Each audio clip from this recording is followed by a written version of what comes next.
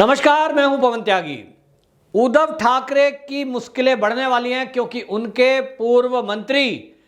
अनिल देशमुख ने ऐसा काम कर दिया है कि अब एक और केस दर्ज होने वाला है और ये केस 100 करोड़ उगाही के मामले में जो सीबीआई की टीम अनिल देशमुख की जांच कर रही थी उसके अधिकारियों को रिश्वत दी गई और रिश्वत देते हुए रंगे हाथों सीबीआई की उच्च लेवल के अधिकारियों ने गिरफ्तार किया है अनिल देशमुख के वकील को और उनके दामाद गौरव चौधरी को। और इस मामले में अभी कुछ लोग और रडार पर हैं। आपको बताएं, कुछ दिन पहले सीबीआई की जो ये कार्रवाई चल रही है, एक फर्जी न्यूज चलाई गई थी कुछ पत्रकारों के द्वारा और उसमें बताया गया कि ये जो अनिल देशमुख की जांच चल रही है, सीबीआई 100 करोड़ की उगाही वसूली में जांच कर रहे हैं, इसमें अनिल देशमुख को क्लीन चिट दे दी गई है सीबीआई के द्वारा। और इसलिए फर्जी न्यूज चलाई थी पत्रकारों ने। उन्होंने कहा कि ये जो है क्लीन चिट सीबीआई के द्वारा अनिल देशमुख को दे दी गई है और जो दस्तावेज उन्होंने मीडिया में पब्लिश किए वो सीबीआई के अधिकारी के बिना सिग्नेचर का दस्तावेज था जो लीक किया गया था। और ये सीबीआई के जो अधिकारी था निचले लेवल का, इसको आपको बताएं, ये क्लीन चिट की थी जिसका नाम है गौरव चतुर्वेदी। ये सीबीआई का लो लेवल अधिकारी है, लेकिन इसने ये पत्रकारों से मिलकर एक फर्जी खबर चलाई थी और इसीलिए वो पत्रकार भी रडार पर हैं, जिसमें आपको बताएं 3 ऐसे लोग हैं जो मीडिया के हैं और 2 अन्य व्यक्ति हैं जो संपर्क में थे सीबीआई और मीडिया वालों के, जिसमें एक महिला भी है। अब सीबीआई सारे लोगों को देख रही है और जो लोग ये सोच रहे थे कि केंद्र सरकार आंखें बंद करे हुए है, सीबीआई जांच करेगी, कब निर्णय होगा, और जहां आपको बताएं इस मामले में अभी तक लोग ये सोच रहे थे कि कब ईडी और सीबीआई की कार्रवाई का रिजल्ट सामने आएगा, उन लोगों को अब ये समझ में आ जाएगा कि सीधी निगरानी दिल्ली से इस केस की हो रही है कि जो महाराष्ट्र में हो रहा है उसमें जो अधिकारी जांच कर रहे हैं, क्योंकि मामला 100 करोड़ की उगाही का है। तो जिस व्यक्ति पर 100 करोड़ उगाही का आरोप लगा है कि महीने में 100 करोड़ उसको देने थे, ये आरोप और किसी ने नहीं, ये परमवीर सिंह जो कि पूर्व कमिश्नर थे मुंबई के, उन्होंने लगाया था, लिखित में सीबीआई को एप्लीकेशन दी थी। तो आप कल्पना कर सकते हैं कि जिस सरकार को अभी तक 1 साल से ऊपर हो गया और ये जो गृह मंत्री थे अनिल देशमुख, ये 1 महीने में 100 करोड़ रुपए उगाही की बात कर रहे थे, तो 1-1.5 साल के अंदर कितने रुपए इन्होंने इकट्ठे किए होंगे। तो इस बात को केंद्र सरकार पहले से ही समझ रही थी कि मामला हजारों करोड़ रुपए का है, तो आदमी 100-200 करोड़ रुपए तो रिश्वत यूं ही दे सकता है। और इसलिए जो जांच में टीम लगाई गई, उनके ऊपर भी एक टीम लगी हुई थी जो उन अधिकारियों की एक्टिविटी को भी नोट कर रही थी कि वो कब किससे मिलते हैं। हालांकि सीबीआई हो या पुलिस, उनका एक सिस्टम होता है कि जब भी कभी अधिकारी कोई जांच में जाते हैं तो बाकायदा अपने उच्च अधिकारियों को बता के जाना होता है कि हम आज इस इंट्रोगेशन में जा रहे हैं, फला जगह रेड डालने जा रहे हैं, और ये पहले से इंफॉर्मेशन देनी होती है। तो उसमें आप बहुत ज्यादा हेरा फेरी नहीं कर सकते। और ये मामला क्योंकि सेंसिटिव है, नेताओं से जुड़ा हुआ है और नेता भी शिवसेना के हैं जो कि बड़बोलापन बोलते रहते हैं, आए दिन अमित शाह या मोदी जी को बोलते रहते हैं, लेकिन आपको बताएं कि अब वो घिरे हुए हैं और ये मामला इतना संवेदनशील है कि इससे सरकार भी गिर सकती है महाराष्ट्र की, क्योंकि एक पूर्व गृह मंत्री, एक इस समय परिवहन मंत्री जो अनिल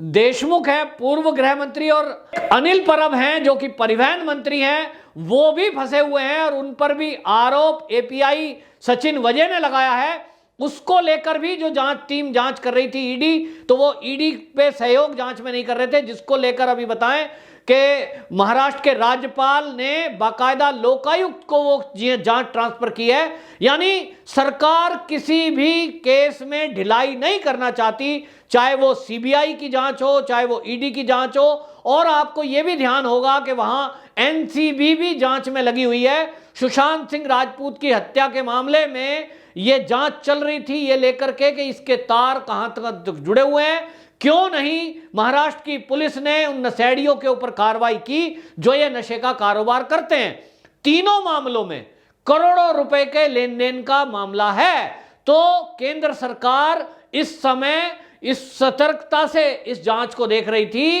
कि कहीं कोई रिश्वत लेकर ये नेताओं को छूट ना दे दी जाए। लेकिन जो जांच अधिकारी हैं कई बार वो ये सोच सकते हैं कि साहब सरकार का तो ध्यान ही नहीं है। बहुत सारे लोग कहते हैं सुशांत के मामले में तो सीबीआई ने कुछ किया ही नहीं है। उनके लिए भी ये झटका है। जो लोग ये सोच रहे थे कि सुशांत सिंह राजपूत की मौत का रहस्य अनसुलझा रह गया और ये मामला तो अब बंद हो गया, कोई मुद्दा नहीं उठा रहा। पिछले दिनों सीबीआई ने बाकायदा ये बयान दिया था कि अभी भी वो जांच जारी है, जांच क्लोज नहीं हुई है। तो निश्चित रूप से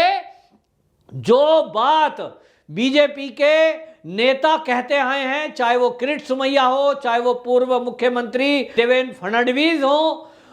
कोई भी इस बात को अभी तक नहीं कह पाया कि ये केस क्लोज है। लेकिन लोगों की जानकारी में ये बात आती नहीं है, इसलिए क्योंकि सीबीआई का अपना एक तरीका है और वो जांच में लगी रहती है। अपडेट देना ना देना ये एक अलग बात होती है। लेकिन अब इस बात से इतना तय हो गया कि अनिल देशमुख के ऊपर एक केस रिश्वत देने का और दर्ज होगा। पहले से ही 100 करोड़ की उगाही का केस चल ही रहा है और इसकी जांच में अब जबकि ये रिश्तेदार भी उसके फंसे हैं, वकील भी फंसे हैं, इसमें अब और आगे भी खुलासे होंगे कि किस तरह से ये जो उगाही का सारा नेक्सस है ये चलता था। और अनिल देशमुख के ऊपर ये भी आरोप है कि जो ट्रांसफर और पोस्टिंग पुलिस में होती थी उसको लेकर भी मोटा पैसा ये रिश्वतखोरी का दिया जाता था और लिया जाता था, जिसके बारे में आपको बताएं इंटेलिजेंस हेड जो रश्मि शुक्ला थी, वो आईपीएस अधिकारी, उन्होंने इसका खुलासा किया था और मुख्य सचिव को बाकायदा लिखित में जानकारी दी थी। लेकिन जो ये आपके इस मामले में जानकारी दी थी, लेकिन उद्धव ठाकरे ने उस मामले में कोई कार्रवाई नहीं करी और रश्मि शुक्ला के द्वारा दी गई जब जानकारी उनके सामने आई, उल्टा और रश्मि शुक्ला के खिलाफ ही कार्रवाई करके उनको ट्रांसफर कर दिया गया इंटेलिजेंस हेड से और उनको बाकायदा टॉर्चर किया गया, जिसके कारण उन्होंने अपना ट्रांसफर ले लिया। लेकिन उसके बाद भी शिवसेना के नेता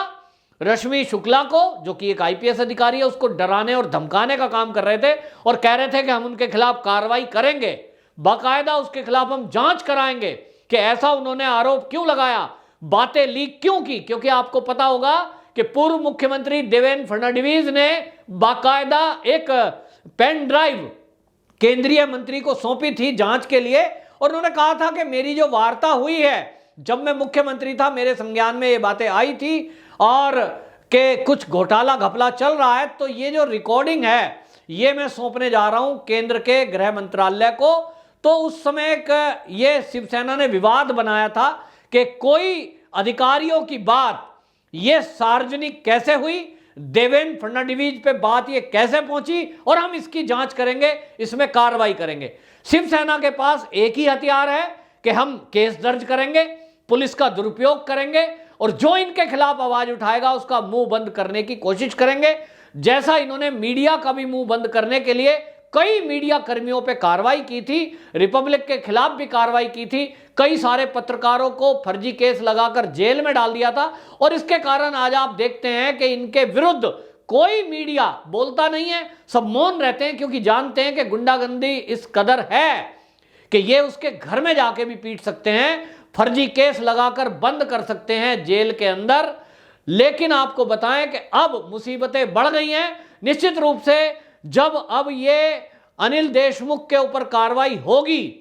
और ये जेल में जाएंगे तो राज खुलेंगे। जो राज खुलने का इंतजार अभी तक महाराष्ट्र की जनता कर रही है कि ये जो घपले घोटाले हैं इसका पैसा कहीं मुख्यमंत्री तक तो नहीं जाता था, जिसकी संभावनाएं ज्यादातर हैं कि एक आदमी मुख्यमंत्री के मातहत जो काम कर रहा है वो इतना बड़ा घपला घोटाला कर रहा हो और उसकी जानकारी एक मुख्यमंत्री को ना हो, ऐसा हो नहीं सकता। तो तार जुड़ते हुए मुख्यमंत्री से दिखाई दे रहे हैं और इसके बाद आपको बताएं कई और विधायक इसमें फंसे और यहां जो मैंने बताया परिवहन मंत्री